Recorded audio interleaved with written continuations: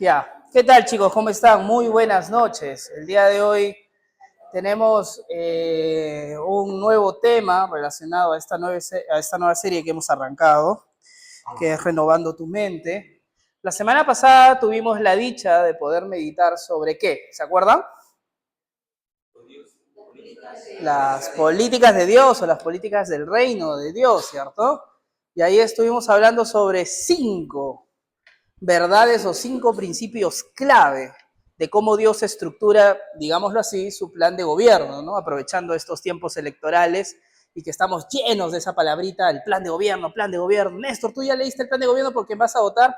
Probablemente el 50% de ustedes no ha leído ningún plan de gobierno y están que le dicen a papá o a mamá, ¿por qué vamos a votar? ¿No? Pues es una decisión familiar.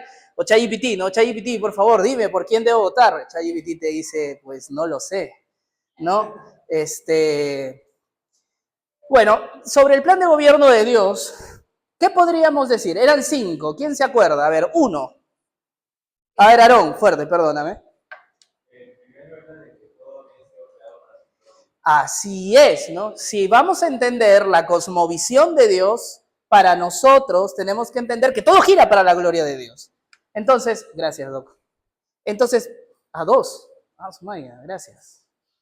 Sí, tengo mucha sed.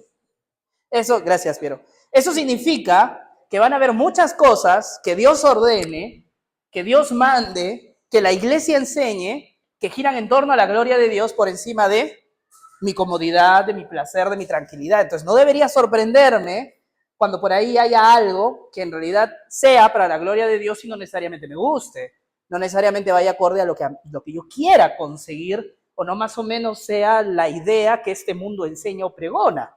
¿Qué otra cosa podíamos hablar? A ver, una más. Ah, perdóname, te están interrumpiendo a cada rato, pero quiero escuchar a Diego Condeso. A ver, Diego.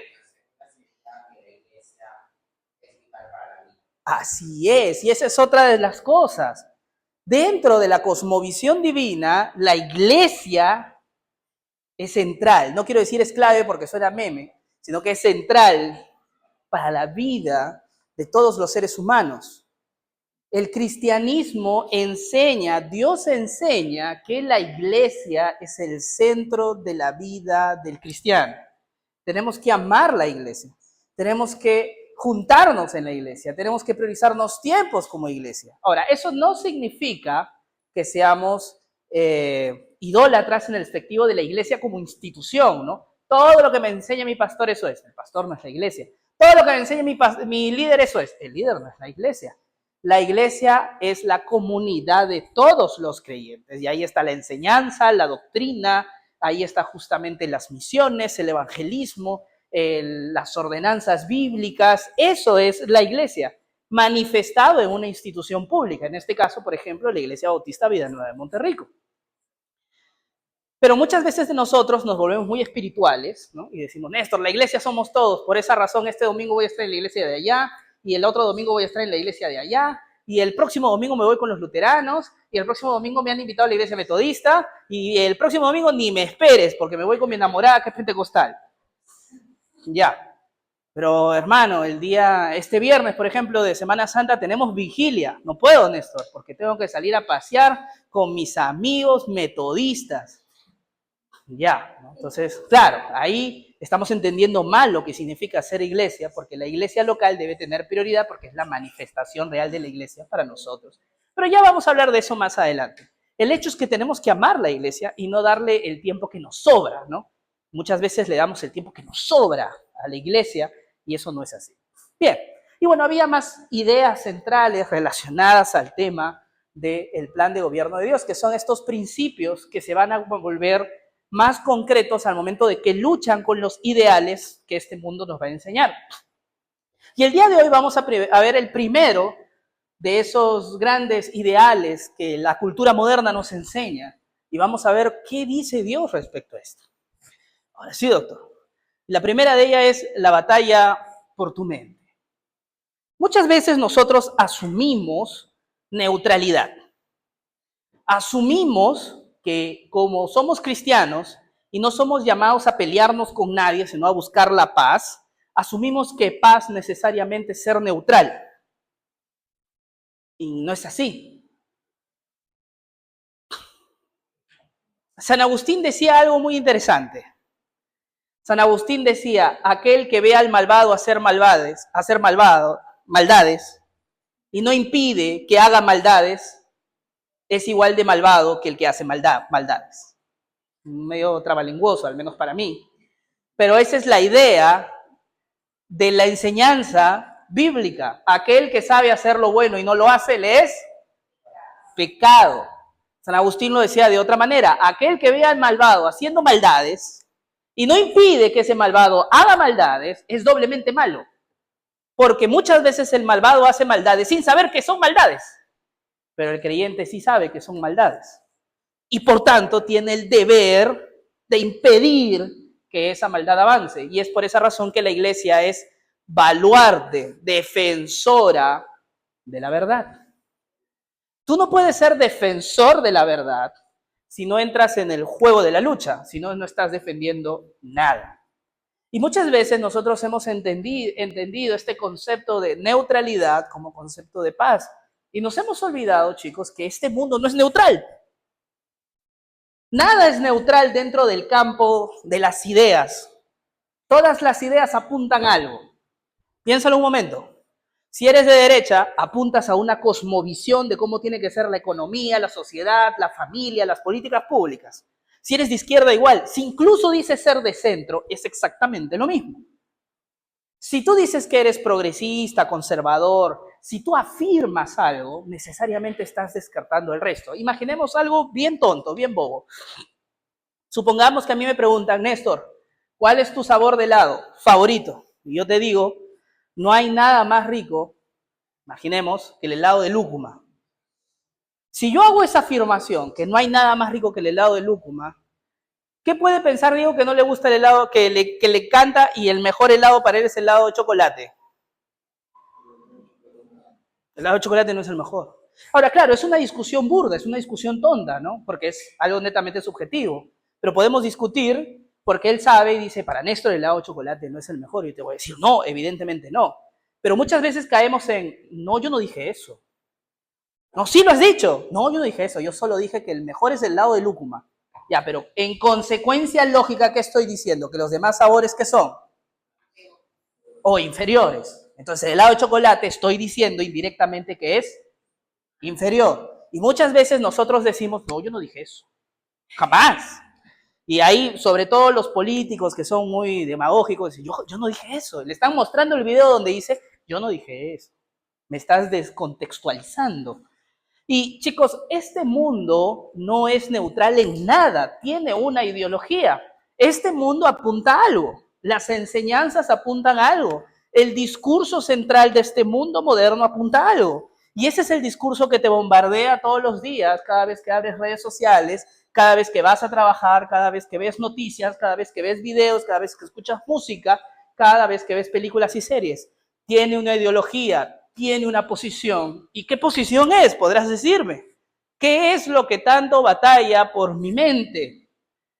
Y la Biblia lo dice claro. Y lo resumo en una pregunta que es muy peculiar, que muchas veces se nos dice todos los días, desde diferentes formas, con que eso dijo Dios. ¿Quién hizo esa pregunta?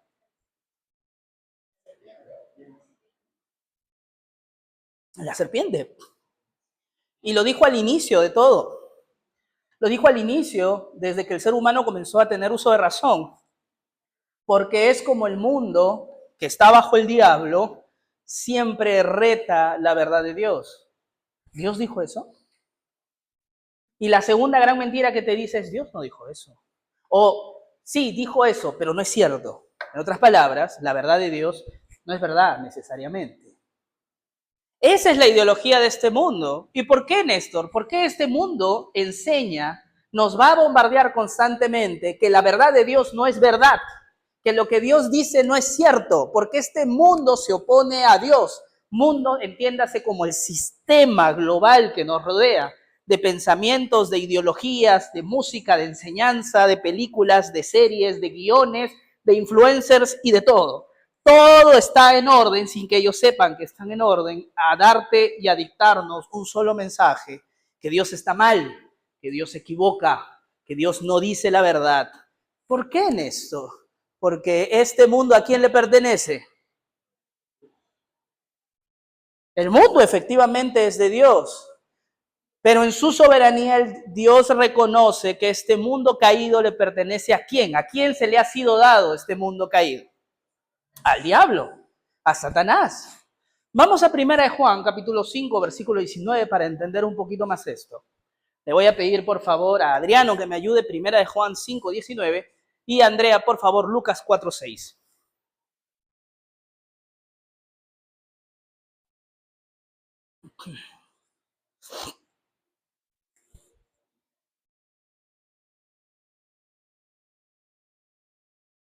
¿Qué dice? ¿El mundo está bajo qué? Al diablo. O sea, está bajo el poder del diablo. Lucas 4, 6, ¿qué dice? Y le dijo el diablo, a ti te daré toda esta potestad y la gloria de ellos, porque a mí me ha sido entregada y a quien quiero la doy. Ajá. Eso es lo que el diablo le responde a Jesús en el desierto. En la tentación de Cristo, el diablo le dice, yo te voy a dar todo lo que este mundo puede ofrecer. ¿Por qué? Porque este mundo me ha sido dado. ¿Y qué significa que el mundo está bajo el maligno? ¿Qué significa que el mundo le pertenezca al diablo? No es de que, Néstor, ayer pagué la luz y subió porque el infierno está usando mucha electricidad, ¿no? Hay mi cuota infernal. Eso no significa que el mundo está bajo el diablo. ¿Qué crees que significa que el mundo está bajo el diablo?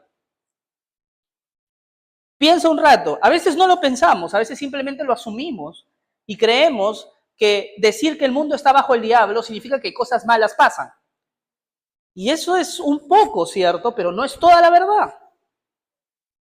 Cuando tú te pones a pensar qué significa que el mundo le pertenezca al diablo o que el mundo esté bajo el poder del maligno, significa, chicos, que todo lo que este mundo produce, lo produce bajo dirección de ¿quién?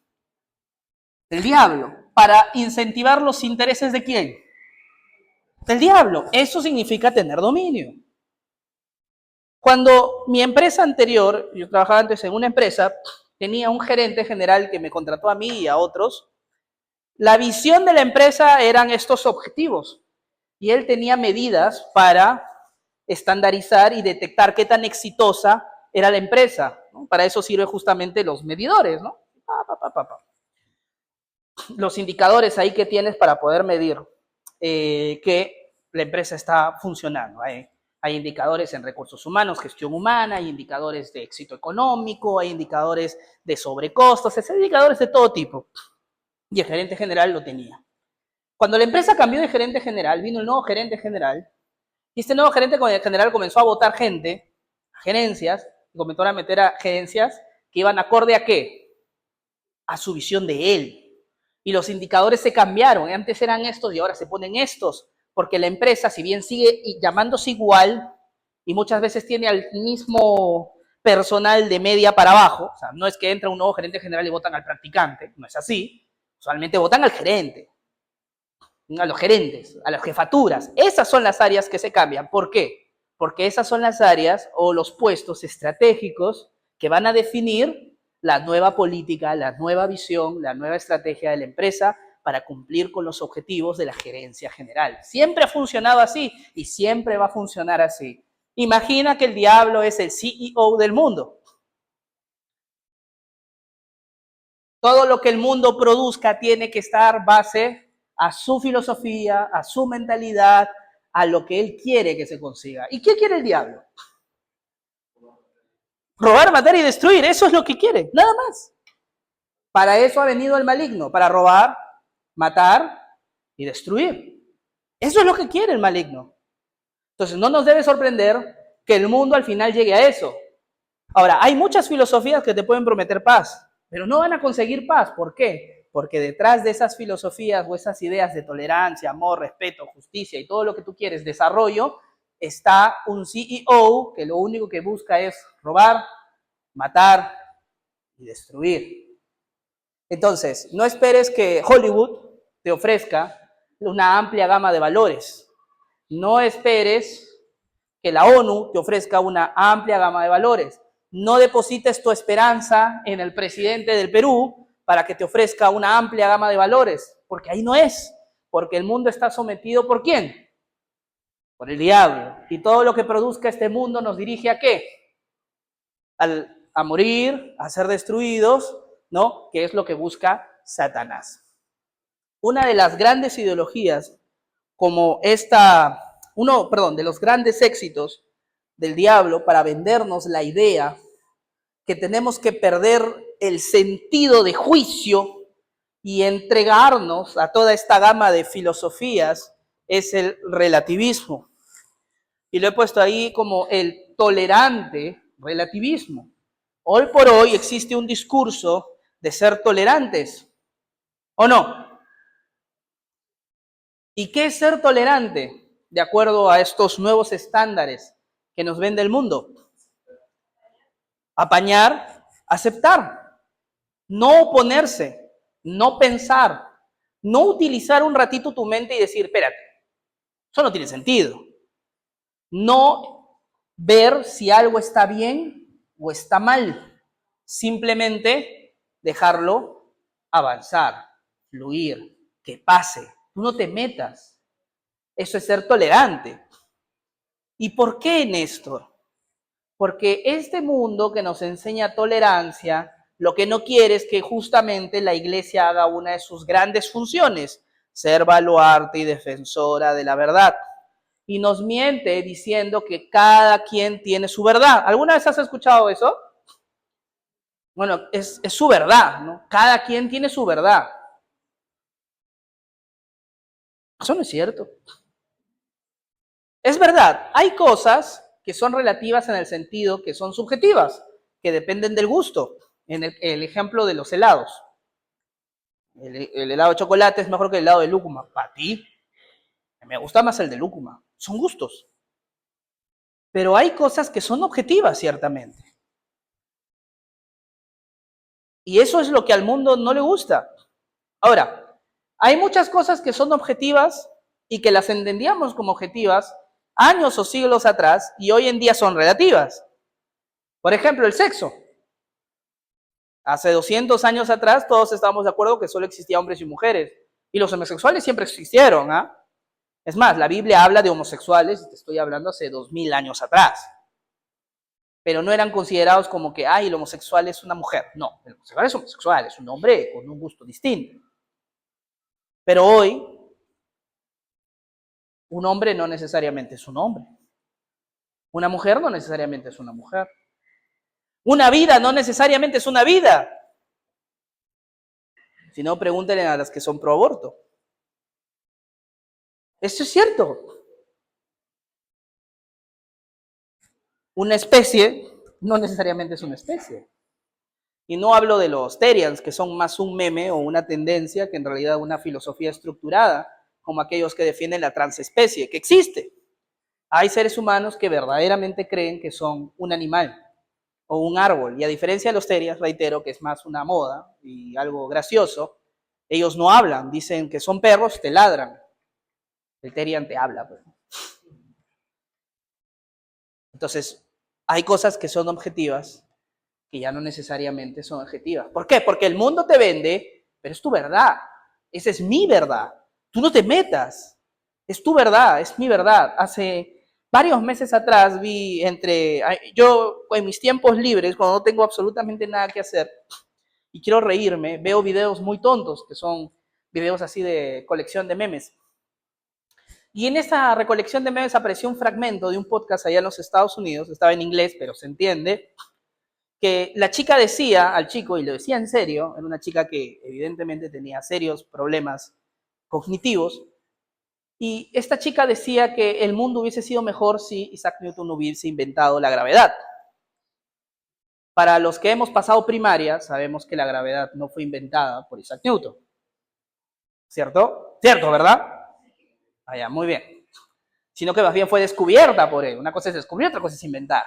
Y el chico le decía, no sé a qué te refieres, ¿no? Y la chica, sí, claro, o sea, te imaginas si no hubiese existido la gravedad, hubiésemos sido más felices. Fue un pésimo invento. Y el chico trató de decirle pues, que es una burra y que la gravedad, evidentemente, no ha sido inventada por el hombre. Y la chica, bueno, esa es tu verdad. Esa es mi verdad, no me vas a convencer. Y así vivimos. Muchos seres humanos así viven. Esa es tu verdad, esta es mi verdad, no me vas a convencer. Y cuando tú dices, no, pero espérate, eso no es cierto, estás volviéndote homofóbico, transfóbico, opresor, machista, intolerante, xenofóbico y todas las fobias que te puedas imaginar. Porque este mundo te vende un tolerante relativismo, porque no quiere enfrentarse a que hay verdades que sí son objetivas.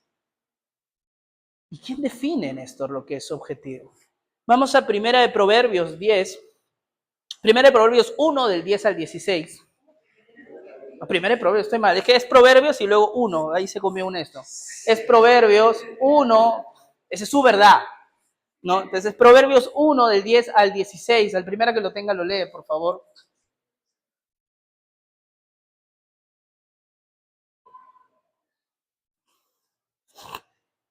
Proverbios 1, de 10 al 16. Sí. Hijo mío, si los pecadores te quisieren engañar, no consientas. Si dijeren, ven con nosotros, pongamos acechanzas para derramar sangre, acechemos sin motivo al inocente, los tragaremos vivos como el Seol y enteros, como los que caen en un abismo. Hallaremos riquezas de toda clase, llenaremos nuestras casas de despojos. Echa tu suerte entre nosotros, tengamos todos una bolsa. Hijo mío, no andes en camino con ellos, aparta tu pie de sus veredas, porque sus pies corren hacia el mal y van presurosos a derramar sangre. Bien, esa es la actitud de los paganos. Pues que no te mientan, no son tolerantes, son al contrario intolerantes. ¿Por qué? Porque mientras nos venden el cuento de ser tolerantes, nos quitan la capacidad de poder juzgar las cosas, que es mandato bíblico, juzgar todas las cosas con justo juicio. Y entonces nos volvemos una iglesia inactiva, una iglesia pasiva, una iglesia que se deja pisotear, cuando en realidad la iglesia es baluarte y defensora de la verdad, que todas las cosas han sido sometidas por Cristo y Él las ha puesto a los pies de la iglesia porque es el cuerpo de Cristo, el cual es su cabeza. Eso lo vimos la semana pasada. ¿Y quién define entonces qué es la verdad? Y aquí es donde quiero que renovemos juntos nuestra mente y valoremos las cosas como verdaderamente tenemos que valorarlas. Quien define lo que es la verdad es Dios. Eso es lo que tienes que entender el día de hoy. No se trata de ser tolerantes, se trata de entender que hay cosas que no pueden cambiar porque Dios ya las dijo. Lo que Dios dijo no es negociable, no es opinable. Somos expertos en objetar, como si tuviésemos autoridad para denegar o para discutir lo que Dios dijo que es. Y eso no es cierto. Y eso no es cierto, chicos. Ni tú ni yo tenemos el nivel moral, ni intelectual, ni en sabiduría, ni en dignidad para ponernos igual a Dios y discutirle al Señor. Y la Biblia lo dice varias veces. Un ejemplo de esos es cuando Dios le habla a Job y le dice, ahora cíñete sobre tus hombros y respóndeme lo que te voy a decir. O en las palabras de Pablo, que el hombre, al ser barro, ¿cómo le va a discutir al hacedor, al alfarero? O el salmista, cuando medita y dice, ¿qué es el hombre? Para que de él tengas memoria. Lo que Dios dice que es, no se discute. No podemos discutir. Hay verdades que Dios enseñó y no nos toca defenderlas en el sentido de entenderlas. Nos toca aceptarlas y decirle a los demás que esa es la verdad y que todo lo demás es mentira. Y suena a un discurso fuerte, pero hay cosas que no son negociables, porque la verdad de Dios no se negocia. Cuando Pablo predicó a los atenienses, Él decía, esto está en Hechos capítulo 17, Pablo decía, Dios ha sido muy tolerante en los tiempos antiguos, pero eso es hasta aquí, dice Pablo. Hasta aquí el Señor puso la línea de su tolerancia. Y el Señor ahora demanda, exhorta, exige que todos los hombres procedan al arrepentimiento. Lo hizo Pablo, ¿eh? A los atenienses, cuna de la liberalidad en el mundo en ese entonces. Era como que tú y yo nos paremos, no sé, en Los Ángeles o en Nueva York. ¿Qué otra ciudad es conocida por ser muy progre? Ayúdenme. Oh, bueno, Buenos Aires, quizá en Latinoamérica, San Francisco, tienes toda la razón. O París. Y les digamos, hasta aquí el Señor ha tolerado sus inconductas inmorales, sexuales. O hasta aquí el Señor ha tolerado su idolatría y sus falsos dioses. Hasta aquí. Ahora el Señor demanda, ya que Jesucristo ha ascendido a los cielos y está a la diestra de Dios Padre Todopoderoso, que todos los hombres procedan al arrepentimiento. Dios lo demanda. ¿Y quién le va a decir a las personas que Dios demanda eso? ¿Quién crees? Nosotros, no los ángeles, nosotros. Esas son las verdades de Dios. Vamos a Salmo 119, versículo 60, para ya ir terminando. Salmo 119, 60, le voy a pedir por a Natalie que me ayude, Salmo 119, 60. Adrián, por favor, Juan 8, del 31 al 32. Y Alexander, por favor, segunda de Samuel 7, 28.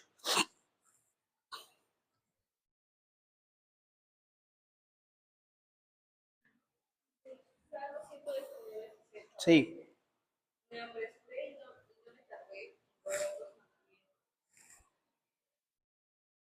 ¿Eso es todo? ¿Sí, no? ¿Puedes leer un versículo más, por favor?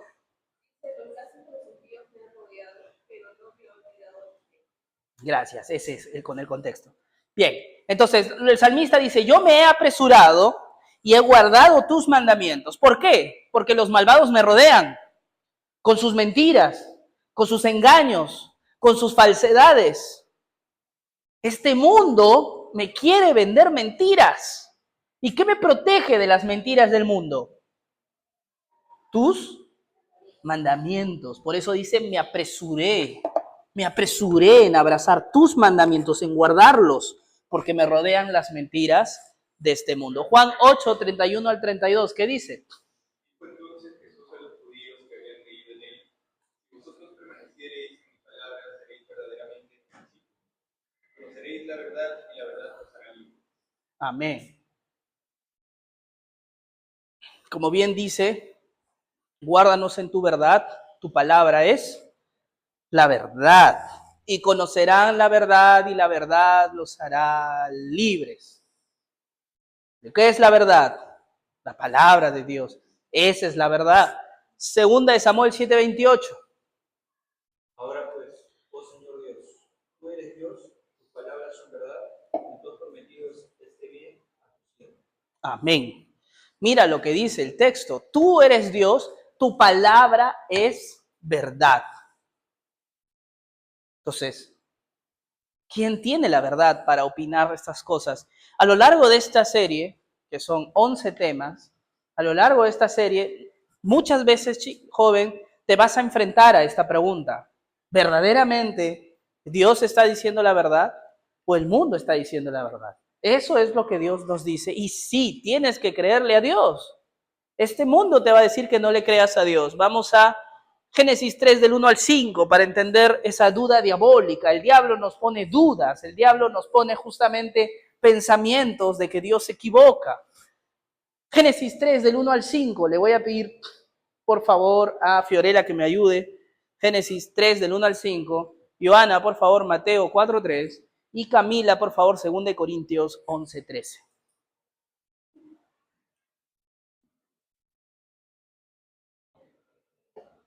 Fiorella, fuerte. Pero la serpiente era astuta más que todos los animales del campo que Jehová le enseñó a él, la cual dijo a la mujer: con que Dios os ha dicho, no comáis de todo árbol del huerto. Y la mujer respondió a la serpiente: del fruto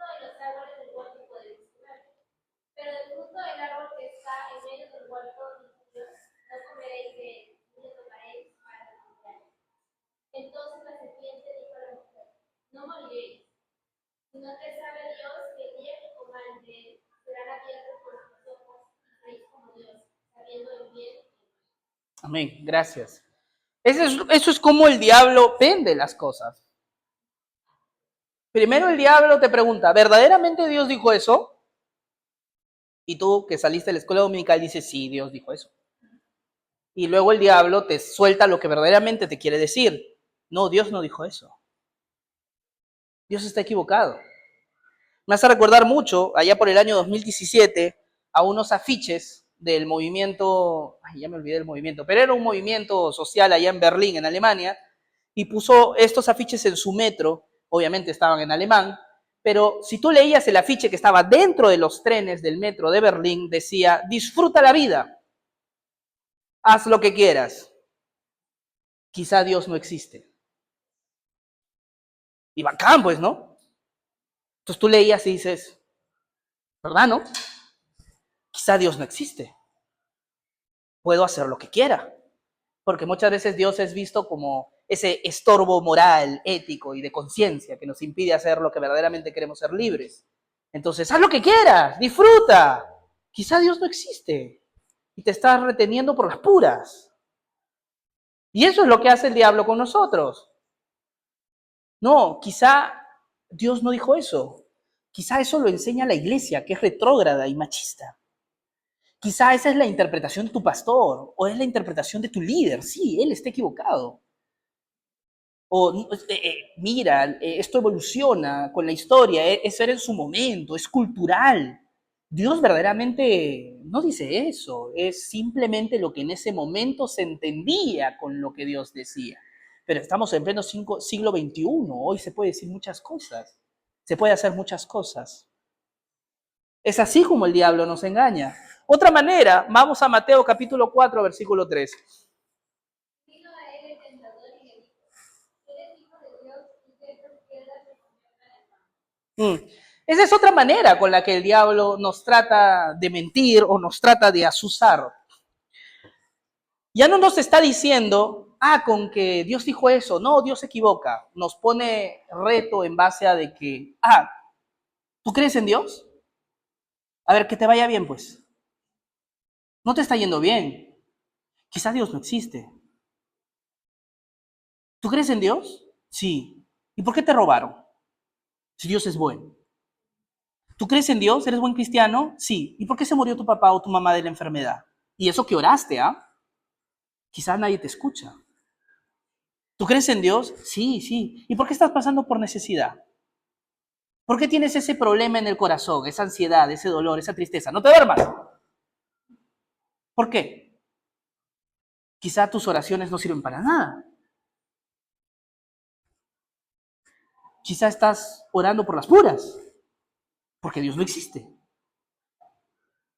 El diablo es experto en hacernos preguntas que verdaderamente nos hacen temblar en los momentos de aflicción, de dolor o de tentación.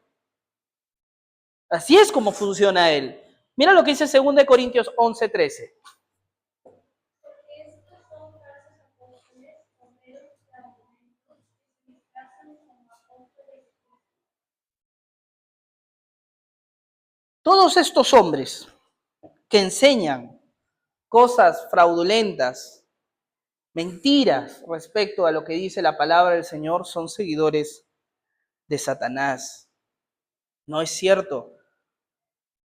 Esa duda que el diablo nos quiere instaurar es una duda justamente diabólica, que va en contra de que nosotros sostengamos la verdad del Señor. Néstor, ¿cómo puedo cuidar mi mente? ¿Qué es lo que al final haremos? Entonces, Efesios 6:11. Le voy a pedir por favor a Ángela que me ayude, Efesios 6:11. Vestidos de toda la armadura de Dios para que podáis estar firmes contra las acechanzas del diablo. Amén. Muchas veces lo tomamos muy a la descripción, a lo poético, esto de la armadura de Dios. Y no es cierto. Pablo, es verdad, utilizando un lenguaje que roza lo poético, nos está tratando de dar un ejemplo. Si tú lees todo lo que tenemos que usar, el calzado, perdón, el cinturón primero de de la verdad, del calzado del evangelio, ¿no? La coraza de justicia y todo eso, te vas a dar cuenta que si analizas poco a poco cómo nosotros tenemos que vestirnos y hacer, en la práctica es, dedícate al estudio de la palabra del Señor, predica el evangelio, haz oración, haz buenas obras y vive en comunión de la iglesia. Joven, yo te garantizo que si tú vives estas cosas con conciencia que lo estás haciendo, el diablo no destruirá tu mente. No se trata solo de, voy a leer mi Biblia todo el tiempo, Néstor, voy a estudiar, pero no voy a ir a la iglesia. No. No se trata de, Néstor, yo oro y hago buenas obras, pero no voy a predicar el evangelio, ni voy a leer mi Biblia, porque no tengo tiempo, me aburre. No se trata de, Néstor, yo siempre voy a la iglesia, llego tempranito, tú lo sabes, soy el último en irte. Hermano, ¿y cuándo has orado? El año pasado. Se trata de, ¿qué es lo que dice Pablo? Vestidos de toda la armadura de Dios.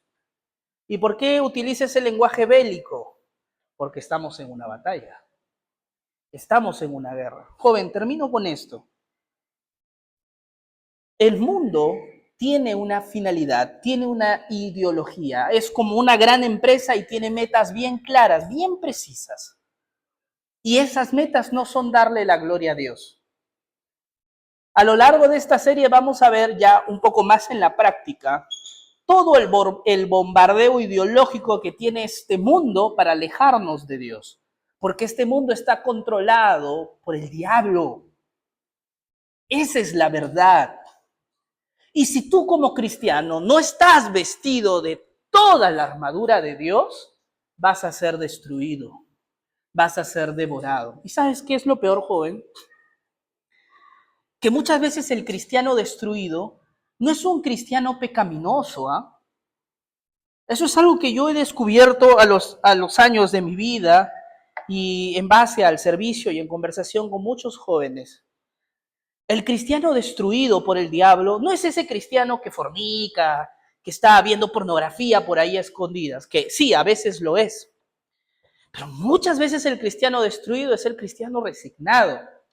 Es el cristiano que no tiene paz, que no tiene tranquilidad, que no tiene gozo, que viene a la iglesia porque hay que venir, que si verdaderamente le preguntas, dime la verdad, ¿cómo estás? Se pone a llorar porque no tiene paz, no tiene consuelo, no tiene tranquilidad. Ese es el cristiano destruido muchas veces, porque ha olvidado que el Señor es paz, es gozo, es tranquilidad. Y no hay cosa peor, joven, de verdad te lo digo. Yo he visto jóvenes que han fornicado y que luego se han levantado por la gracia de Dios. Porque muchas veces el pecado es justamente, Néstor me ganó, está en un proceso de tentación muy fuerte, pero seguí y avancé. Muchas veces es más fácil restaurarte del pecado de la pornografía, de la fornicación, pecados que son tan fuertes, que restaurarte del pecado, de la incredulidad, de la resignación, de ver a Dios como que, bueno, pues es lo que toca, Néstor. Y no tiene paz, no le cree a Dios, no tiene tranquilidad, anda por ahí resignado en el mundo, no ora, no lee, no asiste, no predica, no hace buenas obras, no hace nada porque está muerto, destruido, en desgracia total. Y es muchas veces más difícil de restaurar porque te dice, pero no he hecho nada malo. Y le echa la culpa a todo. Me rompieron el corazón, me despidieron, pasó esto, pasó aquello, todo me está yendo mal. Entonces es culpa de todo lo que me rodea. Y no es culpa de lo que está aquí. Entonces, joven, yo te animo a que no le hagas caso a lo que el diablo te vende. No seas tolerante. Hay verdades que se defienden. Hay ideas que no se negocian.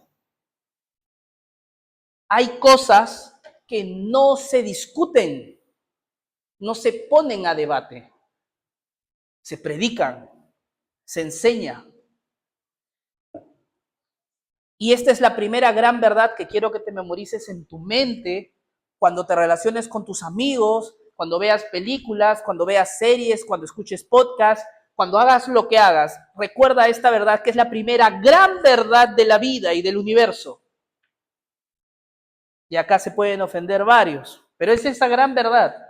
Existe un solo Dios, uno solo y un solo Señor, su Hijo Jesucristo, Señor nuestro. Esa es la verdad. Existe un solo Dios, no hay otro. Ni el Islam, ni el budismo, ni el hinduismo, ni cualquier otra cosa que enseñe que existe otro Dios que no sea el Dios de Abraham, Isaac y Jacob, el cual tiene su Hijo, nuestro Señor Jesucristo. Esa es la verdad. Y eso es lo que tenemos que defender. Esto, yo tengo un amigo que es testigo, se va a ir al infierno si no le predicas. Esa es la verdad. Y eso no es ser intolerante, es ser real. Néstor, tengo un amigo que es mormón, se va a ir al infierno si no le predicas. Esa es la verdad. Entonces, joven, yo te animo de corazón que seas una persona que no le compre la mentira al mundo. Esta idea de tolerancia sobre ciertas cosas. Hay que ser tolerantes en las fallas del prójimo. Que Néstor que es medio lento, que es medio, no sé, Néstor que es torpe, que no sé qué cosa, que habla raro, que huele feo. Sobre esas cosas hay que ser tolerantes. Lo que no podemos ser tolerantes es en base a la mentira. ¿Y qué define qué es mentira? La palabra de Dios. No le creas al diablo. No le creas, joven. No le creas. Vamos a orar y con eso estamos terminando el día de hoy. Bendito Señor, creador de todas las cosas. Te damos la gloria porque solamente tú eres el Señor. Padre mío, si en la iglesia no se predica, no se enseña con convicción que tú eres el único Dios viviente y que tu Hijo Jesucristo es el único Señor y dador de vida, entonces estamos perdiendo el tiempo. Como bien dijo Pablo, Señor, que si Jesucristo no resucitó de entre los muertos y no está sentado a tu diestra, seguimos muertos en nuestros delitos y pecados y somos dignos de lástima. Deberíamos dar pena, estamos perdiendo nuestro sábado y nuestro domingo. Estamos perdiendo nuestro tiempo siendo cristianos si es que todo esto es mentira. Pero lo cierto es que Jesucristo sí resucitó de entre los muertos y sí está sentado a tu diestra y sí vendrá por nosotros, Señor, e instaurará por siempre tu reino. Esa es la verdad. Y la verdad es, Señor, que todas las cosas que están en tu palabra, desde la creación, la apertura del Mar Rojo, así como también, mi buen Señor, el testimonio vivo de nuestros apóstoles que dieron su vida, es cierto. Y es cierto con plena convicción, Señor, tus mandamientos. Y es cierto que tenemos que honrar a nuestros padres. Es cierto, Señor, que tenemos que amar a nuestro prójimo. Es cierto que tenemos que huir del adulterio, de la fornicación. Es cierto que no debemos mentir. Es cierto que tenemos que hacer buenas obras de amor. Es cierto todas estas cosas, Señor, que enseña tu iglesia y que las atesora. Ayúdanos, Padre mío, porque muchas veces nos tiembla la mano, nos tiembla la rodilla, nos tiembla la boca para hablar de ti. Nos tiembla, Señor, la mano para extender y ayudar al prójimo. Ayúdanos, Señor, porque muchas veces callamos para caer bien en la universidad, en el trabajo, en la familia.